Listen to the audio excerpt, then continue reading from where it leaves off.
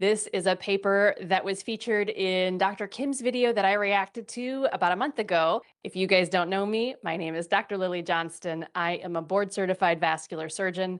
I also specialize in cardiometabolic prevention, so hopefully you never need me as a surgeon. All right, so we are going to dive into high-intensity interval training induces beneficial effects on coronary atheromatous plaques, a randomized trial. This was published in the European Journal of Preventive Cardiology in 2023, and senior author is Dr. Erik Madsen, and this was out of Norway.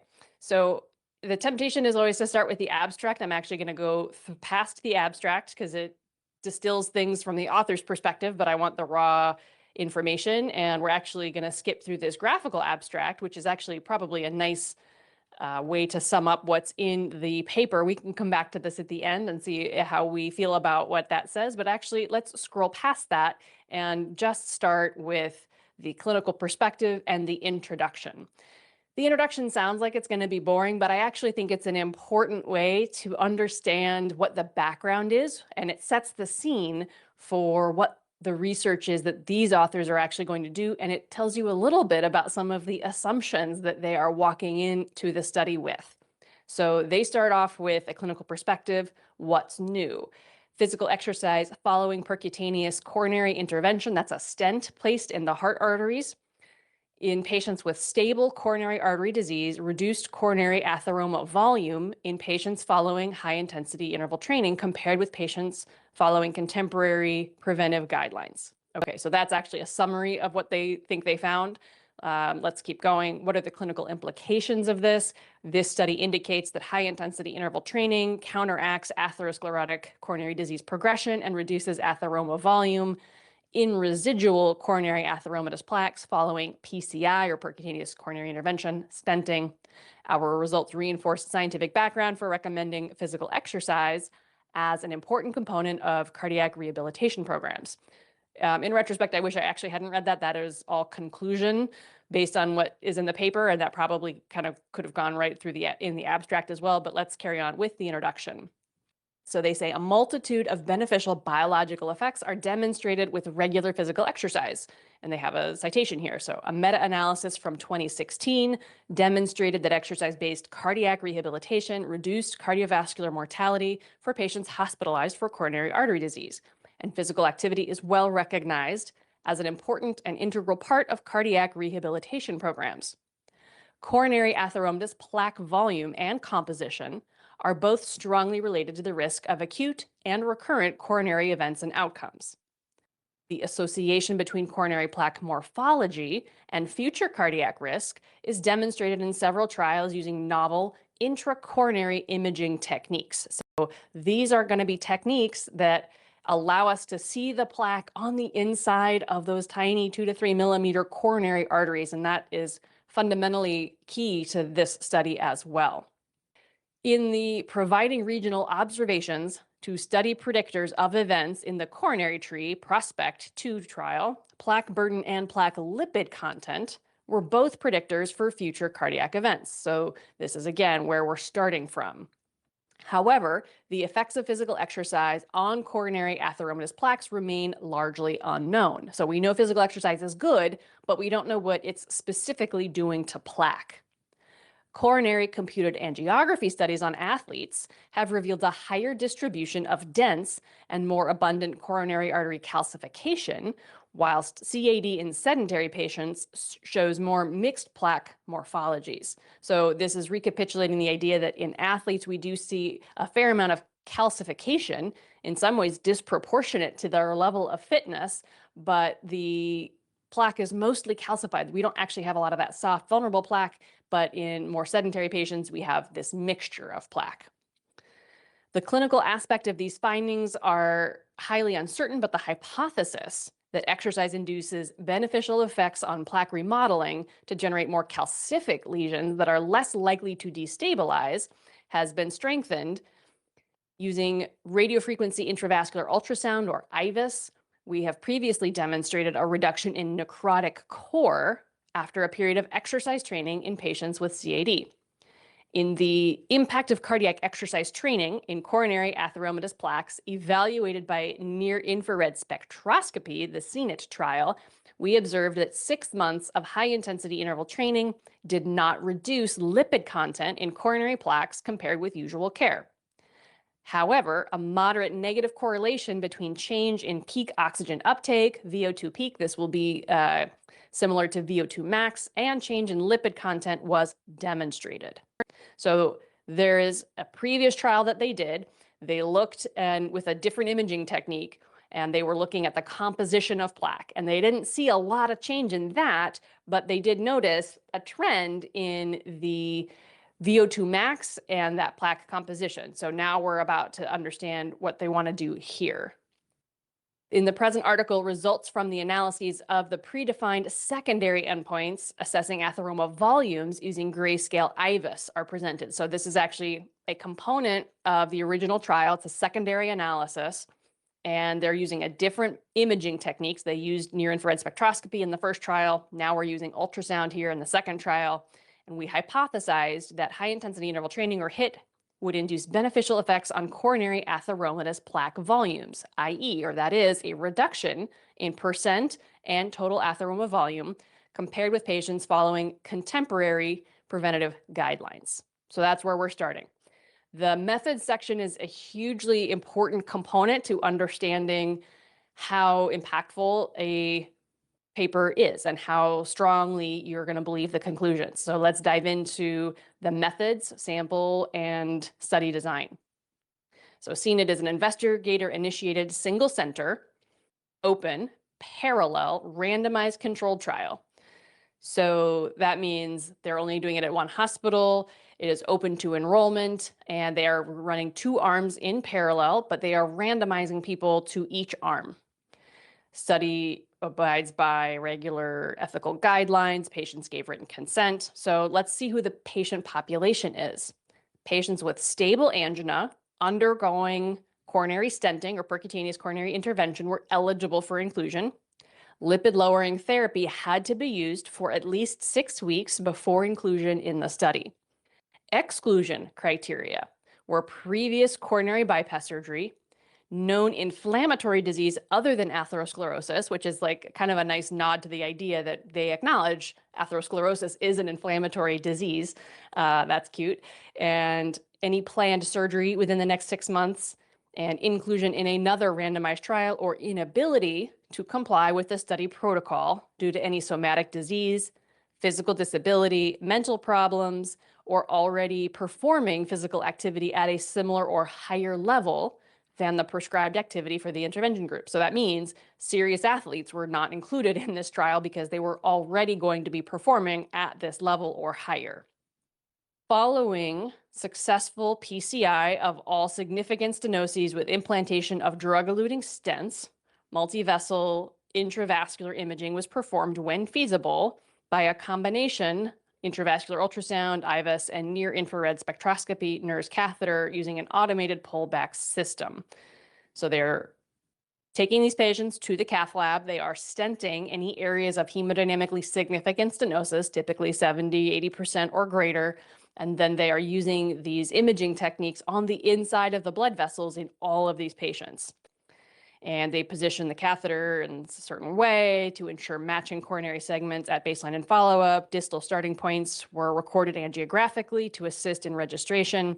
So this is the way that they're telling us anatomy is complicated. And if you're looking on the inside of a blood vessel, it's like looking at the inside of a pipe. It's kind of hard to know where exactly you are in that whole plumbing system. And so they are telling us that they're registering these images against the outside X-ray angiogram so that they know where they are when they take the first picture, and then when they come back 6 months later and take the second picture.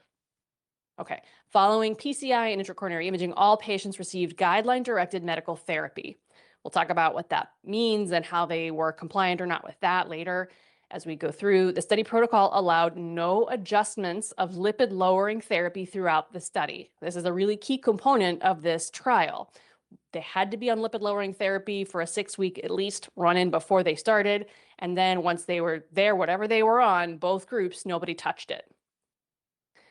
All patients were, at the time of discharge, given general advice to maintain a healthy lifestyle, including diet, smoking cessation, daily use of statins and antiplatelet drugs, achieve a blood pressure less than 140/90, hemoglobin A1C values less than 7%, and to perform regular exercise. They were also encouraged to participate in local cardiac rehabilitation programs and heart schools.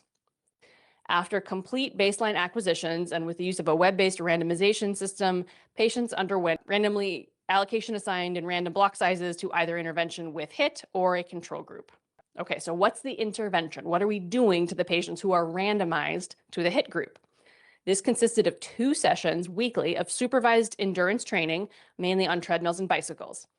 Each session started with a 10-minute warm-up at moderate intensity, 60 to 70% of peak heart rate, followed by 4x4-minute intervals with an intensity at 85 to 95% of peak heart rate, with 3 minutes of active recovery at moderate intensity between the intervals. Anybody who's really familiar with a lot of the modern exercise literature will call these the Norwegian 4x4 intervals. They are known by this worldwide, and they are a very common way to do high intensity interval training. For the sake of authenticity, I actually did my high intensity workout today using 4x4 intervals. We'll show you a quick picture here for that.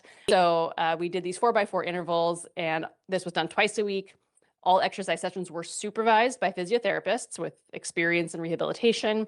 HIIT group was also encouraged to perform home-based endurance training with sessions of interval training, and any activity mode involving dynamic work with large muscle groups was recommended.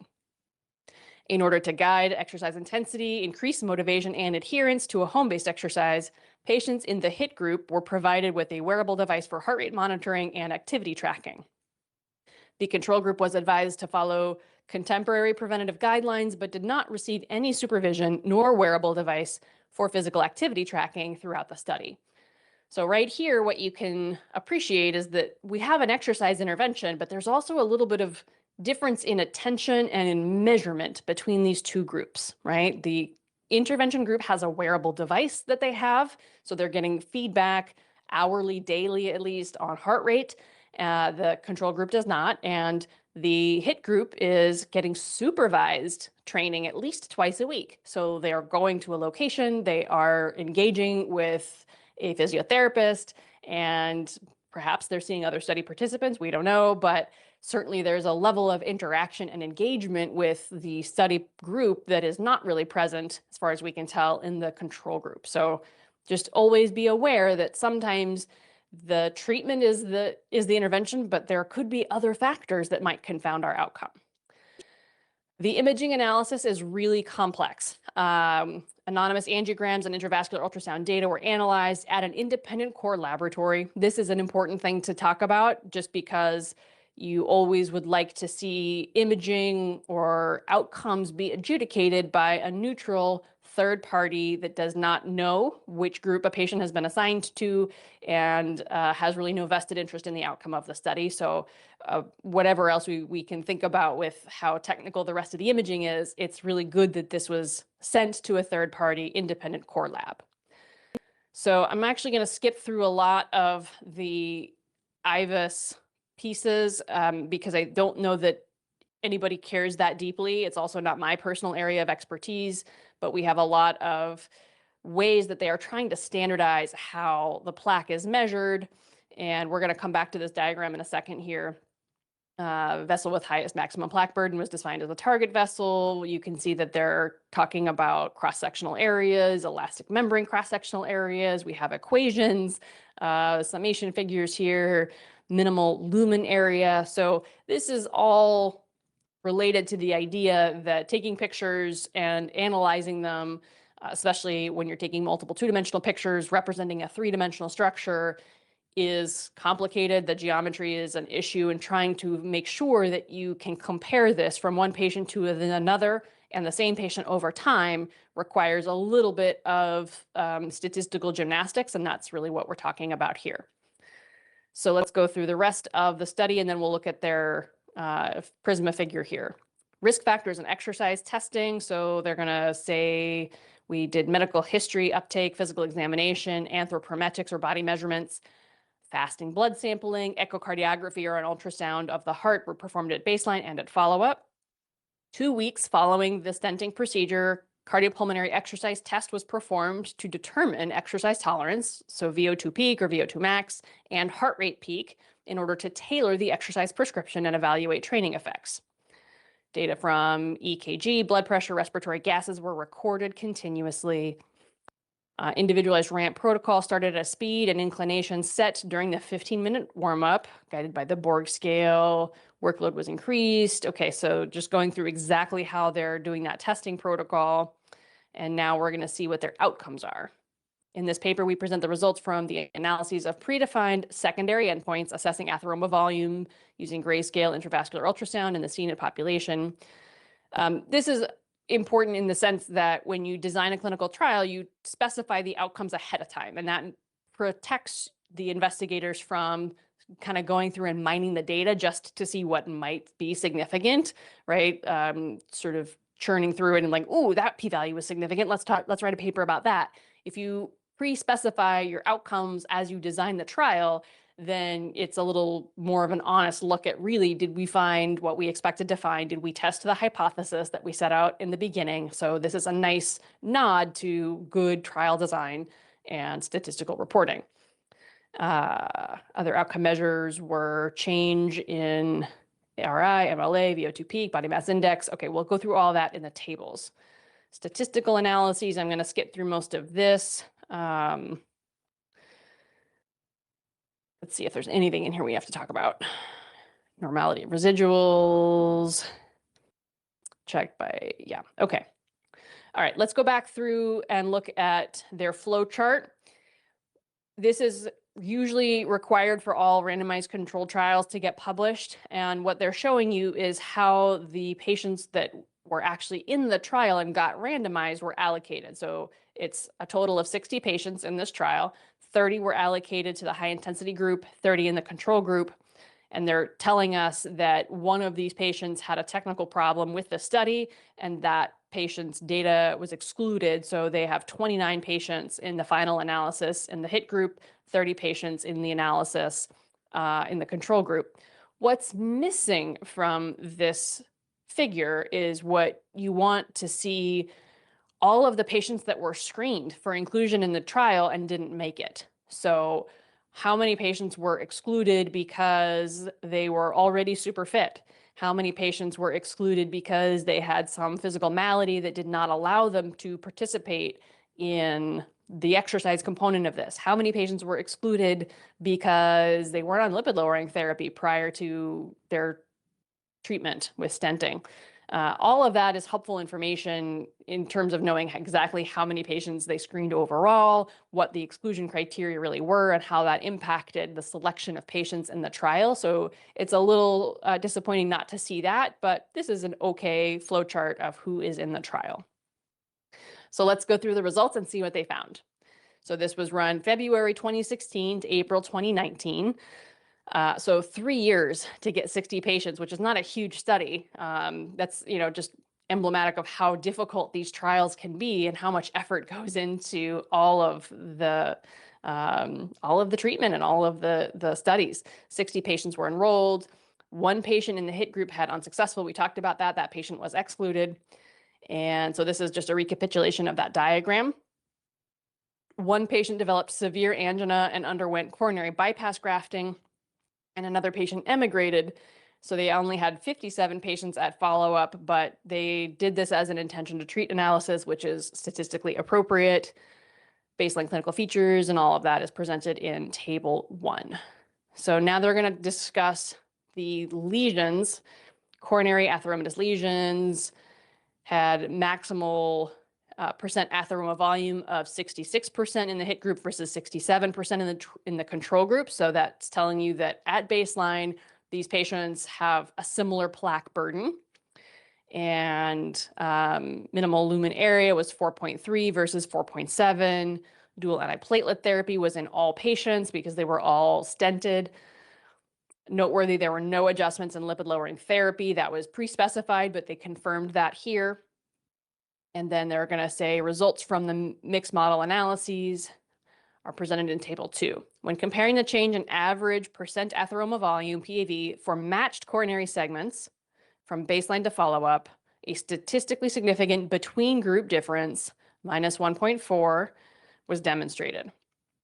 There was a significant reduction in average PAV in the HIIT group, minus 1.2, but not in the control group. Okay, so percent atheroma volume decreased in the HIIT group, but did not change at all in the control group. They also measured total atheroma volume normalized, and that was reduced by 9 cubic millimeters after HIIT, compared to a non-significant increase of 3 cubic millimeters in the control group, resulting in a between-group difference of 12 cubic millimeters, which is statistically significant.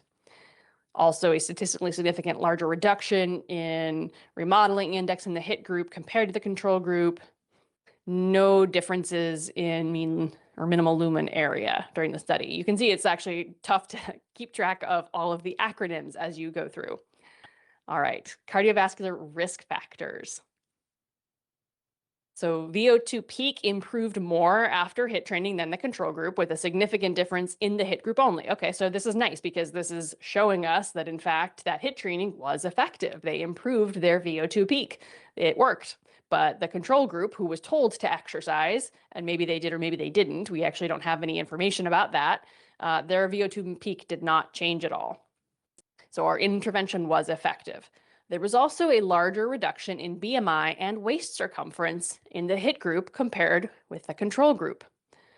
And they don't actually really talk about this much. Well, I'm skipping ahead, but they don't talk about this a lot later in the paper, and that's kind of interesting. All right, in both groups, a modest increase was observed for both HDL cholesterol and ApoA1. No evidence between group differences. Otherwise, no significant differences or changes in the biochemical variables. One patient in control group suffered a minor stroke at the end of the follow-up period. Otherwise, no adverse events during the study. Also important, right, because everybody is always going to worry about high-intensity training in patients with coronary disease, right? Is that safe? Actually, yes, we had no adverse events in the study that they document. They did mention, though, that one patient developed severe angina and had to have a coronary bypass. They don't seem to consider that relevant or related as an adverse event in the study. They don't talk more about that either. So I'm not sure if that's really fair or not. Let's look at our baseline characteristics between these groups. So age, average age here is 57, 58 years old. And of the 29 people in the HIIT group, 27 of 29 are male and 27 of 30 in the control group are male. So you'll recall that I mentioned it is difficult in cardiovascular trials to get adequate representation of women. Here's another example of that. There's no shade here. It's just a point that if you are a woman with cardiovascular disease, this data may not apply to you. We just don't know because I don't think it's safe to generalize beyond the study population here. So if you're a man in your 50s, this absolutely is relevant to you. Body mass index was 29 on average, and about half of these patients had medically treated hypertension. 7 to 17% were treated for diabetes. 4 to 13% are currently smoking. Over half have a history of smoking. 30 to 40% with prior coronary disease. Less than 10% of congestive heart failure, and heart pump function of ejection fraction is low normal in the low 50%. So all of these patients are on both aspirin and usually Plavix or another antiplatelet medication, again, related to the fact that all of these patients had had a stent placed in their heart 2 weeks prior to their assignments, and most of them were on high-intensity statin therapy. Some were on lower-intensity statin therapy. About 10% in each group were on ezetimibe, about a third on beta blockers, and about half on ACE or ARB drugs for blood pressure. So total cholesterol, these are in millimoles per liter, European units. I converted at least the low-density lipoprotein, or the LDL-C. This is 2.1 or 2.2. That's about in the 80 milligrams per deciliter range. So triglycerides, ApoB here, serum creatinine and A1C 5.6 to 5.8. So these are mildly insulin resistant for those who are not frankly diabetic, which, kind of corresponds with the BMI. And again, sort of an analysis of where these patients have disease. So about half of patients have it in the left anterior descending artery, 20% in the circumflex, 20 to 30% in the right coronary artery, and in the control group, about 7% in the ramus intermedius. Okay, and let's go back, before we get to the discussion, let's go to the second outcomes table and go through that. So here is max PAV percent, so percent atheroma volume. And here we're going to look at the exercise group and the control group. Then we have two different comparisons. We have the exercise group from start time to end time, the control group from start time to end time. So that's, the leftmost column or the rightmost column minus the leftmost column here. And then between group differences is the change from baseline to follow-up between controls and exercise. So you just kind of have to read that across and recognize there's a bunch of comparisons happening here. But overall, the take home is going to be this group difference, HIIT versus control group. And you'll see that max percent atheroma volume is significantly lower in the exercise group. That's statistically significant, as is the average percent atheroma volume.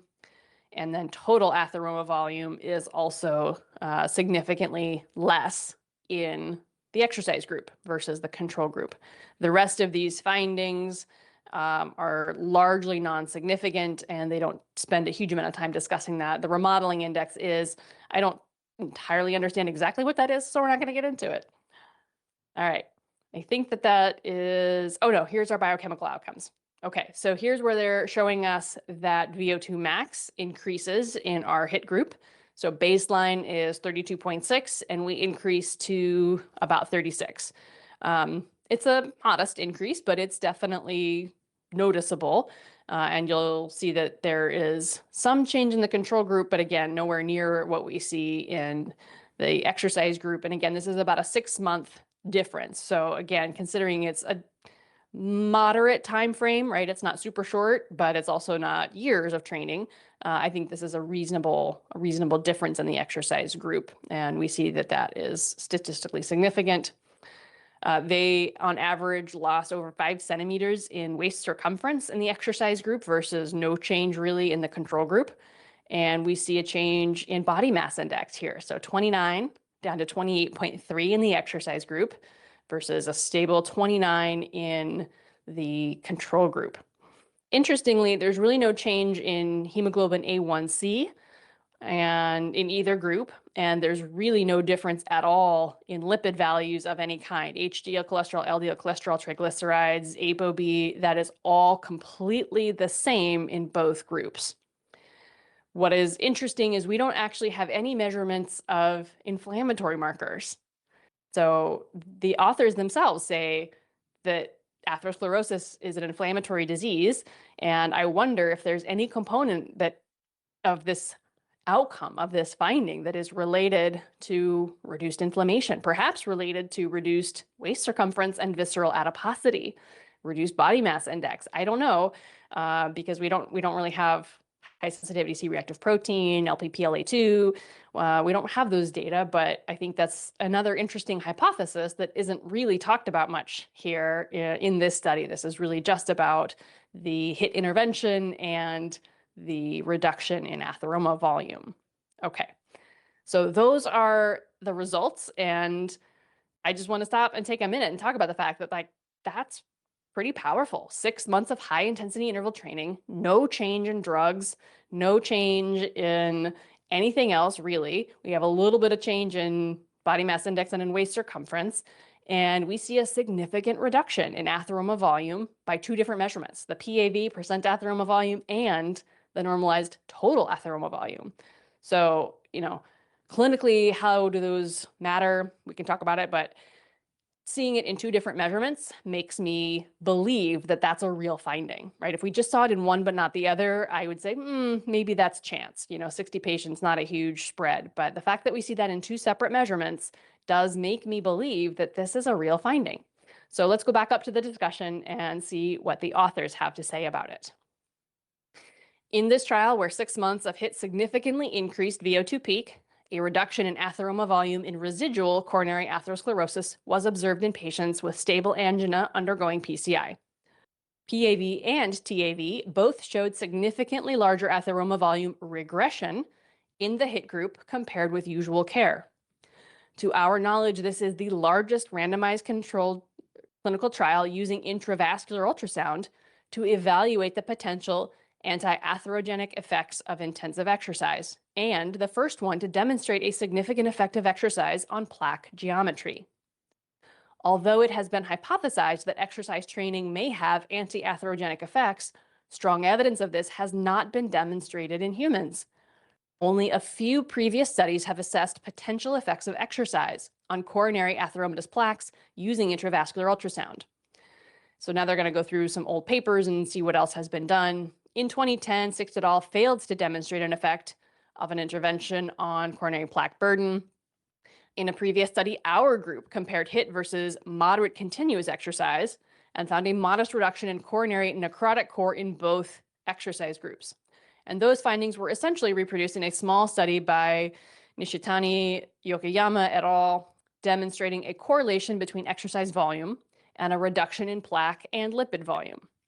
Now, in the current study, we found significant reductions in PAV and TAV in patients undergoing HIIT compared with usual care.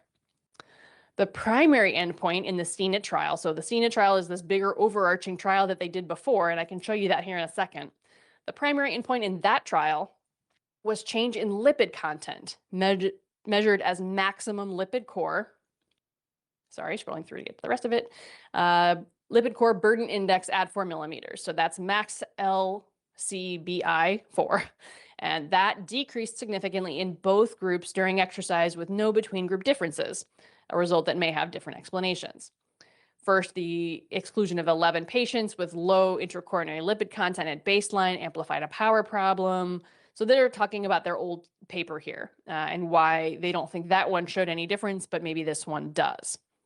So they did a secondary analysis that showed there was a correlation between change in lipid content and an increase in VO2 max during the intervention period, advocating the hypothesis that exercise with high intensity reduces intracoronary lipid content. Second, it may be hypothesized that HIIT induces different effects in coronary atheromatous plaques with respect to atheroma volume and lipid content. So again, not all plaque is lipid core. There is also some fibrinous component, some calcium component. Perhaps it's not just about the lipid content. Perhaps the whole entire plaque geometry might be affected by exercise. That's what they're saying here. The observed reductions in PAV and TAV demonstrated after 6 months of HIIT is of importance and is comparable to the results of previous statin trials. Now, this is exciting. In the study of coronary atheroma by intravascular ultrasound, effect of rosuvastatin versus atorvastatin, the Saturn study, a 0.99% reduction of PAV with atorvastatin and a 1.22% reduction in PAV with rosuvastatin was demonstrated. However, in a sub-study from the Yellow trial, an overall increase in PAV was demonstrated at follow-up in patients on intensive statin therapy, with some evidence of a non-significant reduction in PAV in patients with more than 70% at baseline. In a recent study, the effect of PAV on adding PCSK9 inhibitor alirocumab to statin therapy with 20 milligrams of rosuvastatin was assessed, and that demonstrated a 2.13% reduction in PAV in the intervention group, compared with 0.92% reduction in controls. So controls would be statin only in that study. And accordingly, the plaque volume regression observed after HIIT in the present study is slightly larger than what is observed with statin interventions, but less than demonstrated PAV reduction when adding a PCSK9 inhibitor. So if you compare the amount of PAV reduction we see here with high intensity training, they are saying that that is comparable to what we are seeing with statin-only therapy in the more modern trials with modern high-intensity statin therapy. It's not as much as we see with PCSK9 inhibitors, but it's comparable. A recent meta-regression analysis of 17 prospective pharmacotherapy studies found that each 1% reduction in PAV was associated with a 20% reduction in the odds of major adverse cardiovascular events. Whether HIIT after PCI treatment of CAD translates into prognostic advantage remains to be elucidated. So what they're saying here is we treated plaque in patients who already just had a stent. Their biggest lesion was treated with a stent before we did any of this intervention. So this is all about the residual plaque burden that these patients have. And those are non-hemodynamically significant lesions, and we don't know whether reducing that PAV will translate into any outcome changes for these particular patients. The beneficial effect of physical activity in CAD has been known for decades, but the mechanism by which physical activity potentially protects and affects coronary plaques remains incompletely understood. The mechanisms underlying the observed atheroma volume reduction in our study are also uncertain and may include both modification of coronary risk factors and a local and direct effect on atherosclerosis. There is strong and consistent evidence that LDL cholesterol is an obligate and causal factor of atherosclerotic cardiovascular disease. The association between plaque regression and a reduction in LDL cholesterol is also documented. In our study, LDL cholesterol and ApoB levels were unchanged, but we still saw plaque regression. Thus, we have no evidence supporting that the observed reductions in atheroma volume could be explained by a reduction in atherogenic ApoB particles. Furthermore, a modest increase was observed for both HDL cholesterol and ApoA1 in both groups at follow-up, but no evidence of a between-group difference was found, meaning nothing was different about ApoA1 or HDL cholesterol between treatment and control groups. It is therefore unlikely that the observed increase in HDL cholesterol potentially enhancing foam cell efflux or reverse cholesterol transport from coronary atheromatous plaques is a significant explanatory factor. Moreover, there is increasing evidence that alterations in local hemodynamic forces in the coronary tree are pivotal for the dynamic biology of atheroma progression and regression. In the prediction of progression of coronary artery disease and clinical outcomes using vascular profiling of shear stress and wall morphology, the prediction study, low endothelial shear stress, or ESS, predicted a progression in percent atheroma volume. And these findings were supported by this study demonstrating that coronary segments with PAV greater than 40% and low shear stress had significantly greater increase in plaque area. Fluid dynamic models were not available in our study, but our study supports the hypothesis that HIIT may induce regression of atheroma volume through increased shear stress, which sounds bad, but is actually good. It's decreased shear stress that causes atheroma formation and progression. Increased coronary shear stress from repeated bouts of increased coronary blood flow. So they don't know why exercise helps, but they're postulating that it could be related to changes in the fluid dynamics inside the coronary circulation. We certainly don't think it has anything to do with the atherogenic particles, ApoB particles, because they didn't change. They're going to talk about study limitations here, limited by small sample size, but we have serial invasive procedures with detailed imaging. We also did not experience unbalanced study arms, as in the first publication. Atheroma volume was analyzed for almost all patients. They had one that they excluded. We experienced some challenges with respect to the level of exercise prescription, as patients in the control group were given advice to follow recommendation and guidelines, including principles for cardiac rehabilitation. Thus, the intended difference in exercise level between the two groups may have been diminished, and this may have influenced between group differences in atheroma regression. So they don't really know what the people in the control group did for exercise, and I wish they could have measured this or surveyed them or done some kind of measurement, given them a heart rate monitor perhaps, because that is a limitation and it's one that could have been addressed in study design.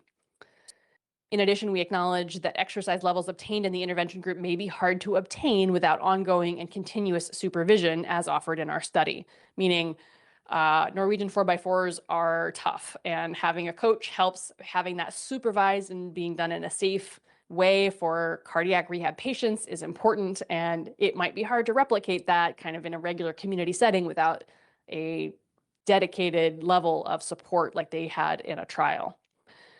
A strength of our study is that patients were on stable lipid-lowering drugs for at least 6 weeks prior to inclusion with no change in this medication throughout the study. I agree, that's a huge strength of the study and shows that plaque regression is absolutely possible independent of atherogenic particles, which is truly a novel, very exciting finding.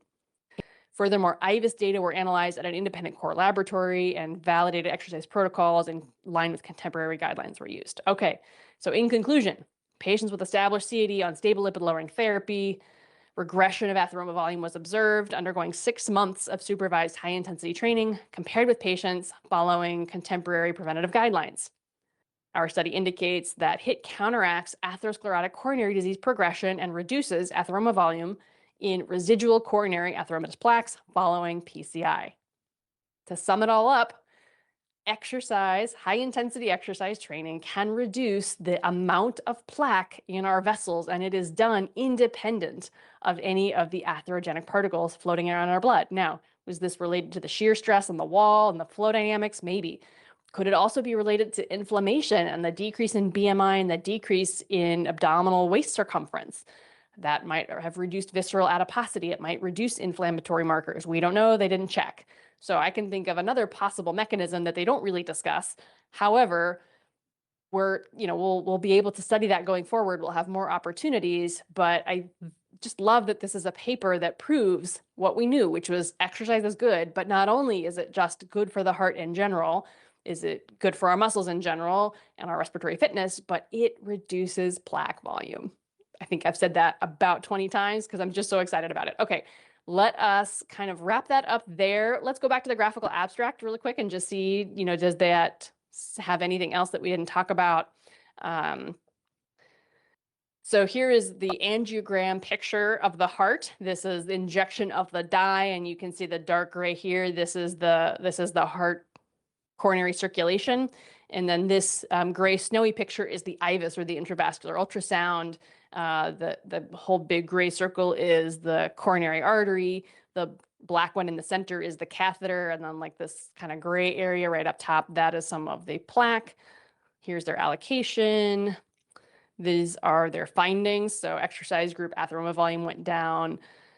I don't know about the up arrow because they didn't really statistically go up in the control group. That's a little misleading. They say it's non-significant, but I think the up arrow is a little graphically misleading. So, okay, I don't think that adds a huge amount, but graphical abstracts are always nice. All right, you guys will have a lot of thoughts about this. Please put those down in the comments below. If you found this helpful, please like and subscribe. Tell me if you want to do more of these and what papers you guys want to go over. If we need to do a deep dive on anything else, let me know. Until next time, take really good care.